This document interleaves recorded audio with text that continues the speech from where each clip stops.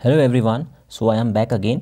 सो मैं आपके लिए एक पेपर लेके आया हूँ जो कि मैंने बनाया है प्री बोर्ड एग्जामिनेशन। ये जस्ट जैसे सीबीएसई ने सेम पेपर इशू किया उसी के बेस पे है। ये जो सेम जो इंस्ट्रक्शंस हैं वही हैं इसमें। सो इसमें 5 सेक्शन आपको मिलेंगे, section A B C D. और जो सेक्शन ए है उसमें 1 मार्क क्वेश्चन है, सेक्शन बी में 2 मार्क्स क्वेश्चन है, सी में 3 मार्क्स, 4 में सेक्शन डी में 4 mark question and section E 5 marks question. इसमें आपको वही 3 अटैम्प्ट करने हैं। ड्यूरेशन आपकी 3 आवर्स रहेगी। सो फटाफट से देखते हैं कौन कौन से इसमें क्वेश्चंस हैं। तो सबसे पहले आपको ये देखना है, सबसे पहले फर्स्ट क्वेश्चन जो यहाँ पे मैंने डाला है दैट इज़ आइडेंटिफाई द आसन। ये आसन आपको आइडेंटिफाई करना है और ये न्यू आसन इस बार ऐड हुआ है जो योगा एंड लाइफस्टाइल में है। तो ये आसन है आपका कटी चक्र आसन। मैं खाली आंसर ही बताऊंगा, ज़्यादा टाइम इतना नहीं है, वेस्ट होता है। थोड़ा मैं फास्ट बोलूँगा क्योंकि वीडियो बहुत लंबी हो जाती है। ओके, सो फर्स्ट जो आसन आपको दिख रहा है इसको हम लोग बोलते हैं कटी चक्र आसन। ओके, जो second question that is hand stand in gymnastic is an example of. Gymnastic में आपने देखा होगा कि हैंड स्टैंड होता है। ये तो आपने बचपन में देखा होगा कि कुछ बच्चे होते हैं जो अपने पाम के ऊपर स्टैंड लगाते हैं और पैर ऊपर हवा में रहते हैं, उसको बोलते हैं हम लोग हैंड स्टैंड। तो बेसिकली ये कौन सा है, ये है स्टैटिक इक्विलिब्रियम, मतलब कैसे आप एक जगह अपना बैलेंस बना के रखते हो। ओके, द थर्ड क्वेश्चन इस, ये बहुत बार रिपीट हो चुका है क्वेश्चन, इससे रिलेटेड भी। The amount of oxygen taken into the blood from the lungs has to be transported to the working muscles is known as oxygen transport. इसको हम लोग बोलते हैं oxygen transport. Okay, fourth question is law of acceleration, जो Newton's का second law है उसकी बात कर रहे हैं यहाँ पे। So object is directly proportional to its force, जो फोर्स से डायरेक्टली प्रोपोर्शनल है और इन्वर्सली होता है मास से। Okay, fifth question is how many matches will be in the knockout tournament first round if there 15 teams. 15 teams हैं, कितने matches होंगे, तो आपको ये 22 से निकालना पड़ेगा। तो 16 आएगा, 2 की पावर जो आप करोगे 4 तो 16 माइनस 15, तो आप देखोगे यहाँ पे बाई 1 आएगी। तो वहाँ पे एक टीम लेस करोगे इसमें से, तो आपके पास कितनी बचेगी 14 टीम। तो 14 टीम के बीच में है तो कितने मैच हो जाएंगे यहाँ पे 7 मैचेस हो जाएंगे। इजी है, ज़्यादा हार्ड नहीं है। Okay, next question is from assertion reason question.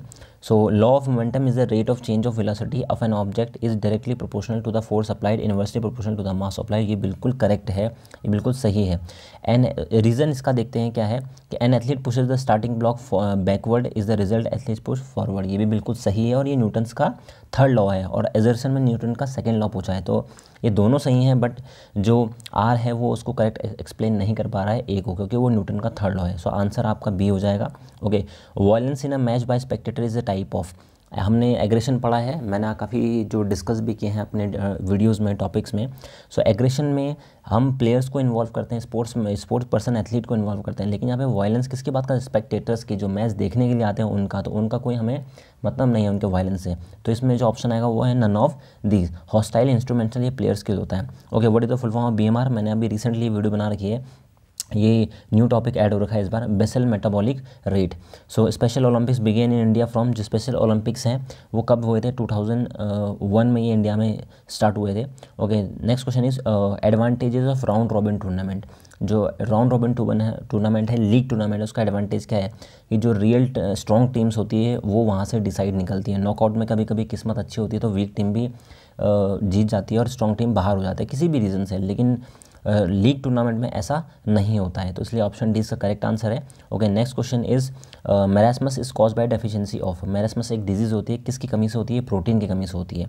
Okay, again assertion reason question है, balance diet is a diet which contain all essential nutrients in adequate quantity and proportion. बिल्कुल सही बात है, बैलेंस डाइट यही होता है।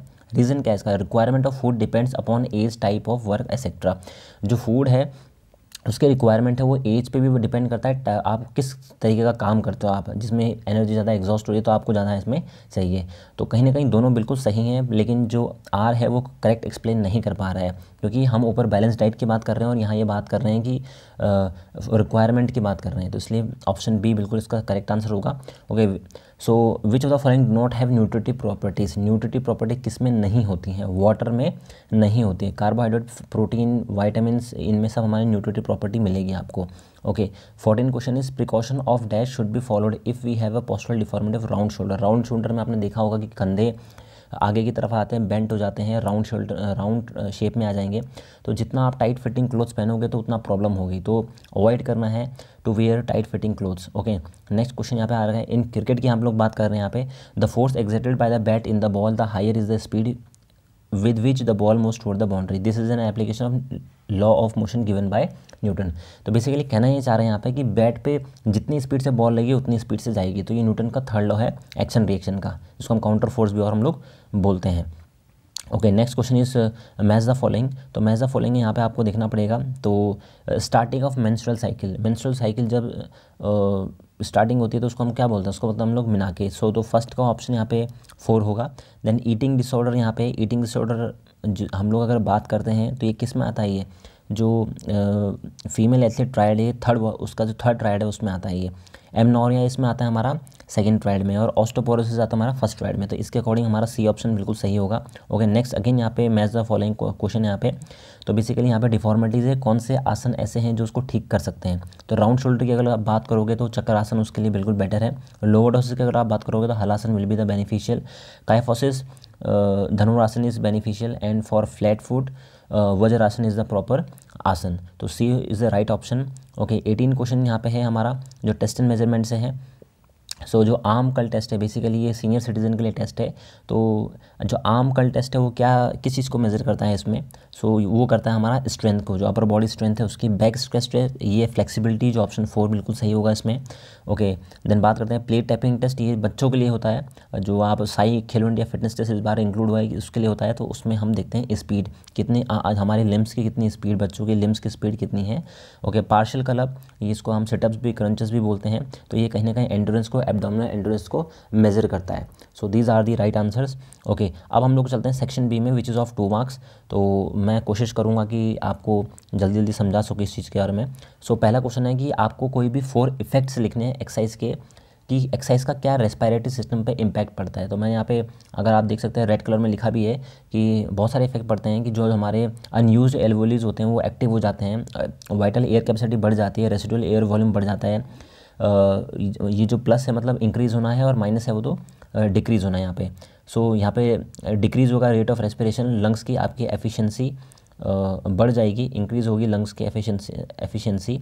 ओके, जो tidal air capacity है वो बढ़ जाएगी, मैक्सिमम ऑक्सीजन अपटेक आपका, जिसको हम VO2 मैक्स बोलते हैं, वो भी बढ़ जाएगा। ओके, राइट अबाउट डेफलिम्पिक्स, ये मैंने आप वीडियो बना रखी है, मैं डिस्क्रिप्शन में इसका लिंक दे दूंगा, तो वहाँ से आप इसको देख सकते हैं। What should be the basic nutrient in weight lifter diet and why. तो वेट लिफ्टर की डाइट में बेसिकली वेट लिफ्टर है तो उसको उसकी मसल्स स्ट्रांग होनी चाहिए, मसल बिल्डिंग उसकी अच्छी होनी चाहिए, और मसल बिल्डिंग के लिए, बॉडी बिल्डिंग के लिए सबसे बेनिफिशियल क्या है, वो है हमारा प्रोटीन। तो प्रोटीन के बारे में आपको उसके बारे में लिखना है। देन हम लोग बात करते हैं कम्युनिटेड फ्रैक्चर की। कम्युनिटेड फ्रैक्चर जो होता है वो होता है कि 3 या 3 से ज़्यादा पीसेज में अगर बोन टूट जाती है तो उसको हम लोग कम्युनिटेड बोलते हैं। कॉम्प्लिकेटेड में क्या है, जब इंटरनल ऑर्गन्स को इम्पैक्ट करता है, आर्टरीज वेंस पे हड्डी टूट के अंदर चले आती है, तो वो होता है हमारा कॉम्प्लिकेटेड फ्रैक्चर। ओके, देन यहाँ पे नेक्स्ट क्वेश्चन आता है write down the objective and elimination of partial curl up, जिसको आप क्रंचेस, जिसको आप सेटअप्स भी बोलते हो। ये मैंने अपनी वीडियोस में बता रखा है, अभी मैंने साई खेलो इंडिया फिटनेस टेस्ट को उसमें भी इसको डिस्क्राइब किया है, तो आप डिस्क्रिप्शन में इसका लिंक देख सकते हो। देन हम लोग बात करते हैं section C, which is of 3 marks. तो जंक्स के क्लासिफिकेशन यहाँ पे 3 टाइप के होते हैं, introvert, extrovert and ambivert. Introvert जो किसी से बात नहीं करते हैं, एक्सट्रोवर्ट जो बहुत बात करते हैं, बहुत घुलते मिलते हैं, और एम्बीवर्ट जो दोनों का मिक्सचर होता है। ओके, नेक्स्ट क्वेश्चन आता है यहाँ पे what is friction. The opposing force known as friction, जो आपको अपोज करता है, ठीक है, आपके मूवमेंट को। सो टाइप्स ऑफ फ्रिक्शन यहाँ पे क्या है, स्टैटिक और डायनेमिक होते हैं। डायनेमिक में भी आपका रोलिंग और स्लाइडिंग आता है, इसके ऊपर मैंने अभी रिसेंटली वीडियो बना रखी है, तो आप वहाँ इसको देख सकते हैं। ओके, राउंड शोल्डर्स क्या होते हैं, राउंड शोल्डर्स ये होते हैं जिसमें हमारे शोल्डर्स राउंड हो जाएंगे, बेंट हो जाते हैं आगे की तरफ को, तो वहाँ आप उसको हम राउंड शोल्डर बोलते हैं। इसकी वीडियोस भी आप देख सकते हैं। 2 कॉजेज़ और रेमेडीज़ आपको इसके बारे में लिखनी है।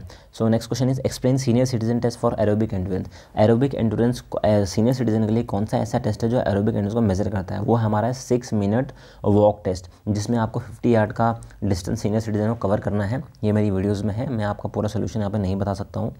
Okay, what is aggression, basically harm करना फिजिकली और साइकोलॉजिकली किसी भी पर्सन को या खुद को या किसी भी ऑब्जेक्ट को, उसको हम एग्रेशन बोलते हैं। 2 टाइप का होता है, सब 3 टाइप्स का होता है। यहाँ पे 2 टाइप्स पूछे यहाँ पे, hostile aggression, instrumental aggression, assertive behaviour. Hostile में आपका इंटेंशन मारना ही मारना है इसको, इंस्ट्रूमेंटल में आपका इंटेंशन नहीं रहता है बट वो चोट लग सकती है, जैसे कि रग्बी में होता है। असर्टिव बिहेवियर में होता है कि हम स्लेजिंग जिसमें करते हैं। ओके, सेक्शन डी की हम लोग अगर बात करते हैं तो यहाँ पे पहला जो 4 मार्क्स का है, ये पहला क्वेश्चन है कि right any 4 physical factor determining strength. Strength को जो डिटरमाइन करते हैं वो, तो उसके लिए साइज़ ऑफ द मसल, जितना ज़्यादा मसल्स का साइज़ होगा उतना ही स्ट्रेंथ ज़्यादा होगी, बॉडी वेट जितना होगा स्ट्रेंथ ज़्यादा होगी। Muscles composition fastest fibre depend करता है, इंटेंसिटी ऑफ नर्व में कितना जल्दी सेंट्रल नर्वस सिस्टम से इम्पल्स आपके आते उतना आप जल्दी मसल रिएक्ट करेंगी। Okay, so this is the 30 question. 30 question में आपको यहाँ पे नॉकआउट टूर्नामेंट का फिक्सचर दे रखा है, अगर आप देख सकते हो, अगर आपको पता है कि नॉकआउट होता है ये, तो इसी के बेस पे आपको क्वेश्चंस देखने हैं। So which type of tournament is shown in the figure, तो वो है नॉकआउट टूर्नामेंट।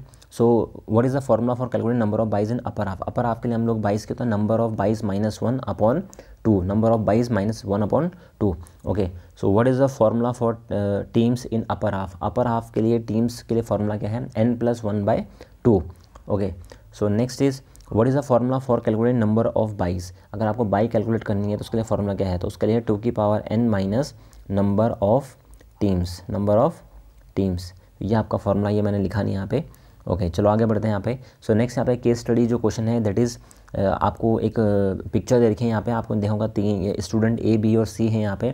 तो यहाँ पे आपको सेंटर ऑफ ग्रेविटी, उनका बेस ऑफ सपोर्ट यहाँ पे दे रखा है, तो आपको ये पहचानना है ये क्या चीज़ें हैं।